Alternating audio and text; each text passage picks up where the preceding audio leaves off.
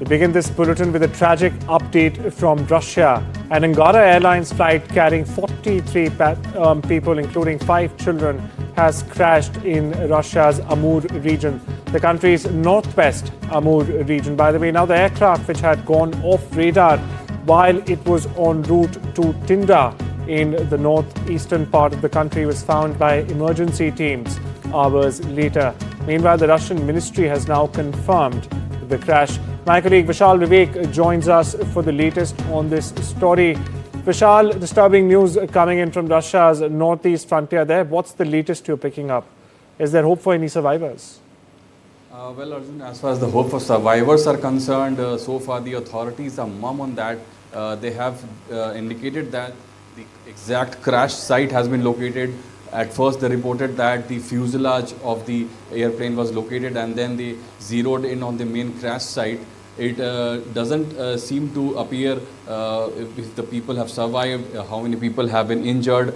It's still early hours of the report of the crash. We'll have to wait for confirmation, because TASS, the Russian state media, has gone on to say, as you mentioned, that 43 people were on board and at least 5 children were also there. Absolutely. What is the state of them? What is the state of injuries? How many people have survived? That remains to be seen. What is the cause of the incident? That also will be explored.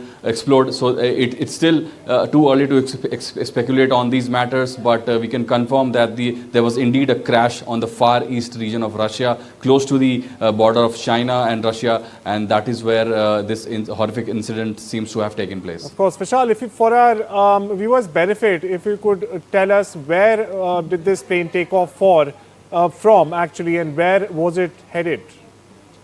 So this is a small range aircraft. It was only about 25 to 30 meter in length, and the top speed of this aircraft was only about 400 kilometer per hour, which is almost half the top speed of a normal aircraft, normal passenger aircraft. So it was a small distance. It was in the eastern region of Russia. The destination was Tinda, as mentioned in the reports, and right before reaching Tinda, it seems to have been met with some untoward incident and crashed. There were multiple attempts to land the aircraft, and I think on the second or the third attempt, the aircraft crashed, and the state of the passengers are not yet known, but as we've been talking, that at least 43 people could have been on the aircraft, and the state of these people will have to be known soon.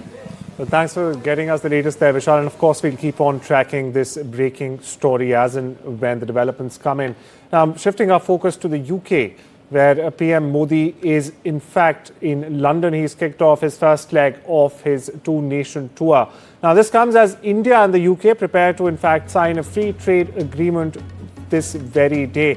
In fact, just hours from now. During the visit, PM Modi and UK counterpart Keir Starmer are also in fact expected to review ties with the sides, discussing everything from, say, technology, investment, climate, defence, trade and even migration. The Prime Minister is also scheduled to meet Britain's monarch, King Charles III. Now, the PM's visit is fleeting. He'll be there for less than 24 hours, but he has a packed agenda. My colleague Radhika Iyer brings you more straight from ground zero. The two prime ministers are going to be sitting across a table for over 2 hours, not just share a cup of tea, but speak of a variety of agenda items, including extremism, including economic offenders. But the star of that agenda is going to be a free trade agreement. Just to give it some context, the free trade agreement is likely to benefit the UK's GDP by 4.8 billion over a period of years, while India is likely to create over 5 million jobs, support these jobs in a variety of sectors, mainly export, and manufacturing is going to get a huge shot in the arm for India. 99% of India's exports to the United Kingdom, ranging from gems to textiles to processed food, leather goods, several other goods, are likely to see zero tariffs. Similarly, the UK is likely to see 90% of its exports to India, particularly automobiles such as cars, Scottish whisky, which India happens to be the largest consumer of in the world, along with several other goods which Britain sends over to India, will see a 90% cut in tariffs. After this particular signing of the deal that is expected to take place by noon or a little after noon on the 24th of July, Prime Minister Modi will also be meeting during a courtesy meeting with the King, Charles III, considering India continues to hold the status of being a Commonwealth. Radhika Iyer from London, NDTV. Oh, in the land down under, Melbourne's eastern suburb of Barunia was the scene of a hate-fueled assault. Now, this happened when the Sri Swaminarayan temple on Wadhurst Drive was defaced with red painted slurs, viewers. Now, the same hate messages were also scribbled on walls of the temple. They appeared onto nearby Asian-run restaurants or eateries as well. Meanwhile, Markand Bhagwat, the chief of the Hindu Council of Australia, has condemned the attack on the temple, saying the temple is meant to be a sanctuary of peace, devotion and unity. And he also said that seeing it vandalized felt like an attack on our identity, right to worship and the freedom of religion. Shifting focus back home to India, where 4 suspected Al-Qaeda operatives have been arrested from Gujarat's capital Ahmedabad in a major counter-terror operation by the Gujarat ATS, or the Anti-Terrorist Squad. The accused were allegedly in contact with Pakistan-based handlers and were using social media accounts to in fact incite hate during Operation Sindoor. Not only this, furthermore, they used an auto-delete app to clean any trace of their communication footprint. Now, the arrests have sparked concerns over sleeper cells and have renewed terror threats. Now, with a key mission being assigned to them through encrypted channels, viewers, this raises urgent and pertinent questions about terror networks quietly expanding within Indian cities. On the border, India and China reviewed the current situation along the India-China border on Wednesday in what the Ministry of External Affairs, or the MEA, is in fact describing as an atmosphere of peace and tranquility. Now, the meeting was part of an ongoing effort to manage broader issues between the two countries, or the two Asian giants, as they are called. The two delegations agreed to maintain regular communication on boundary-related matters through established diplomatic and military channels. They also discussed further steps to strengthen effective border management and maintain calm along the line of actual control. For perspective, in the recent past, India and China have taken several steps to mend their strained relations, which had sharply deteriorated after the deadly clash between their armed forces in June 2020 in Galwan. India will resume issuing tourist visas to Chinese citizens from today, the 24th of July. Its embassy in Beijing has in fact made the statement. It will be the first time in 5 years Chinese nationals will be issued visas by India. Back in 2020, India had suspended all tourist visas in a bid to contain the spread of COVID-19. Now, in a statement, the Embassy of India in China said that Chinese citizens can apply for tourist visas to India after completing an online form, scheduling an appointment and personally submitting their passport and other required documents to the Indian visa application centers in Beijing, Shanghai and Guangzhou in South China's Guangdong province. Now, this comes almost a month after resumption of the Kailash Mansarovar Yatra on the 30th of June. At least 2 civilians have been reportedly killed in Thailand and 2 Thai soldiers injured in heavy clashes with Cambodian troops at a disputed area of their shared border.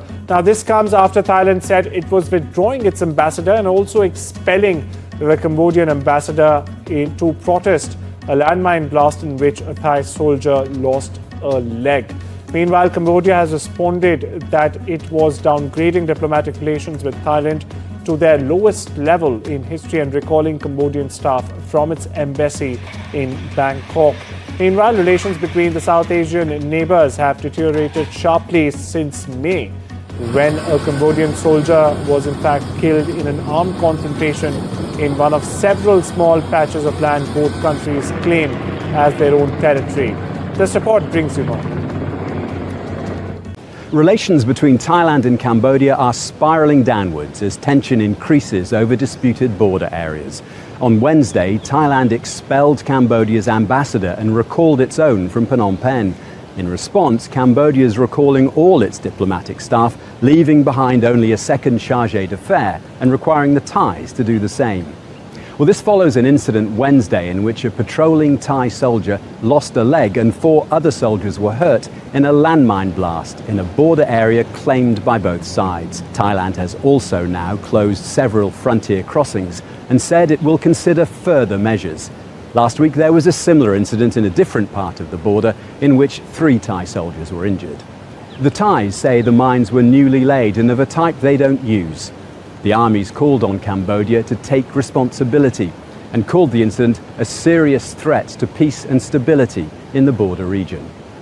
But Cambodia has called the claims baseless. It denies planting the devices and says these locations are still littered with old mines from previous conflicts. It also said the Thai soldiers were inside Cambodia, not Thailand, and that they were violating an agreement on patrolling paths. The 2 neighbours have long disputed the ownership of several small parcels of land.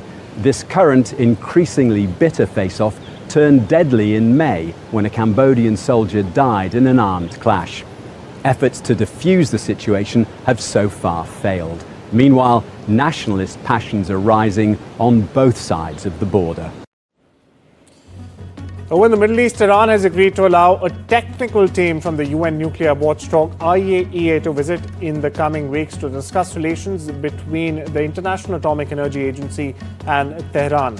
Iran's Deputy Foreign Minister Kazem Garbabadi said on Wednesday. Now, the delegation will come in Iran to discuss the modality and not to go to the nuclear sites, he told reporters during a visit to New York for meetings at the United Nations. Staying with the region, a severe hunger crisis is underway, or in fact has taken place in the Gaza Strip. It's been exacerbated, viewers, by Israel's blockade of aid supplies. It has caused widespread malnutrition, leaving both adults and even children struggling desperately for survival. At the Al-Shifa hospital in Gaza City, it's been in fact overwhelmed with malnutrition patients who lie in beds without adequate treatment and even basic food supplies. Meanwhile, many child patients were suffering insufficient medicines and acute food shortage. And when they cry from hunger, their parents could only feed them water.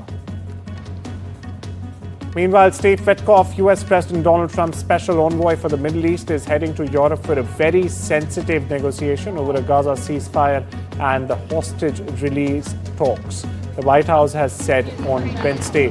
Now, during the visit, Witkoff will meet key leaders from the Middle East to discuss the ongoing ceasefire proposals and to end this conflict in Gaza, and to also hope and broker, in fact, the release of hostages.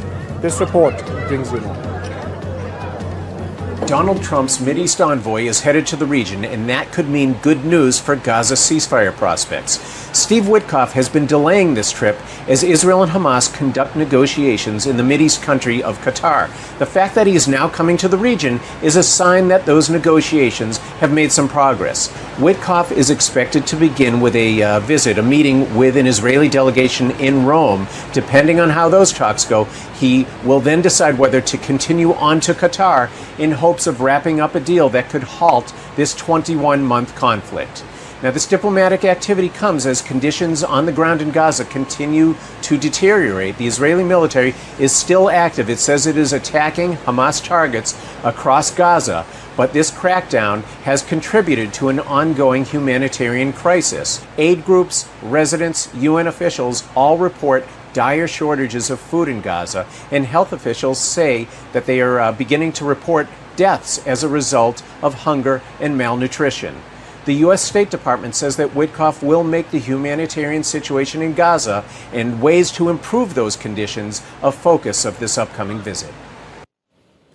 In the Far East, Russia and Ukraine on Wednesday exchanged prisoners of conflict as delegations of the two countries held their third round of direct talks in Turkey's Istanbul. Now, the swap follows 8 other exchanges, similar exchanges in fact carried out in recent weeks in accordance with an agreement in fact reached between Kiev and Moscow at the second round of peace talks in Istanbul on the 2nd of June. Over in Washington, a subcommittee of the House Committee on Oversight voted Wednesday to subpoena the Department of Justice for files in the sex trafficking investigation into Jeffrey Epstein. Now, 3 Republicans on the panel, in fact, voted with Democrats for the subpoena, sending it through on an 8-2 vote tally. Republican Subcommittee Chairman Republican Kay Higgins of Louisiana said that work to draft the subpoena was only beginning. The vote came just hours before the House was scheduled to end its July work session and depart Washington for a month-long break. Meanwhile, Columbia University has reached a deal with the Trump administration to pay more than $220 million to the federal government to restore federal research money that was cancelled in the name of combating anti-Semitism on campus. The university has announced this Wednesday. Now, under this agreement, the Ivy League school will pay a $200 million settlement over 3 years, the university said. It will also pay $21 million to settle investigations brought by the U.S. Equal Employment Opportunity Commission.